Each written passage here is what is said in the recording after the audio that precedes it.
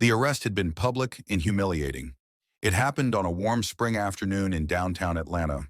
David Langston, a 32-year-old black engineer and community organizer, was leaving a local council meeting where he had presented a report on infrastructure equity in underserved neighborhoods.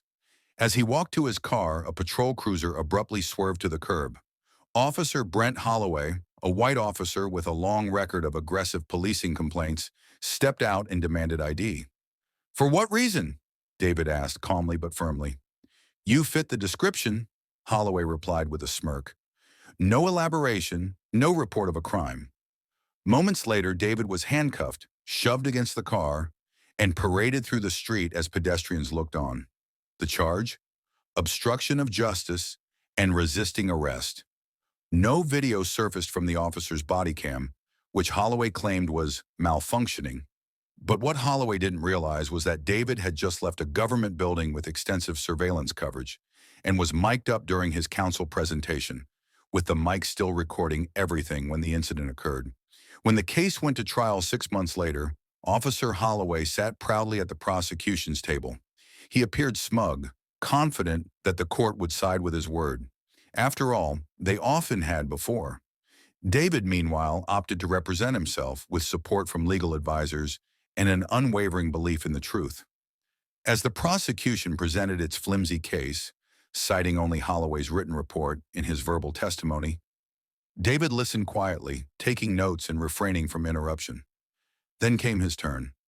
"Your Honor," he said, stepping before the judge with steady composure, "I'd like to submit evidence in the form of audio and video recorded by a third party and city security cameras."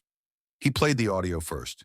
Crystal clear recording of Holloway demanding ID without stating a lawful reason, followed by David's repeated calm inquiries, and then the officer escalating the situation with no provocation. The video sealed it.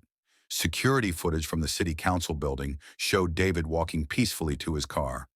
Another angle showed the moment Holloway pulled up. No crime in progress, no resistance, no threat.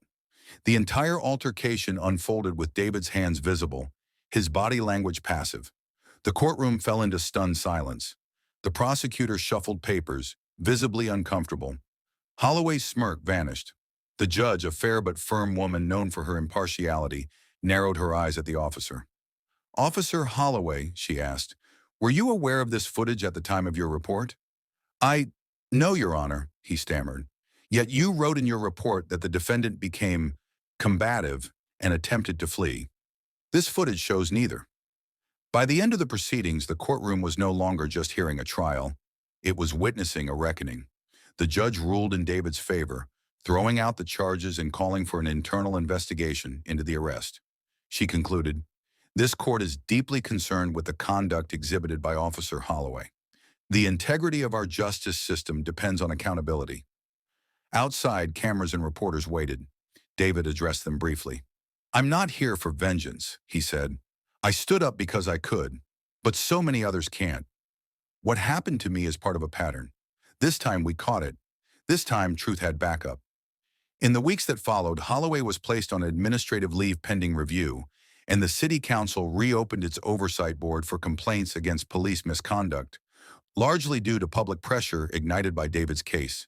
His calm, strategic defense became a story of quiet resistance, of how truth, patience, and preparation could outshine arrogance and prejudice, even in a courtroom used to siding with power.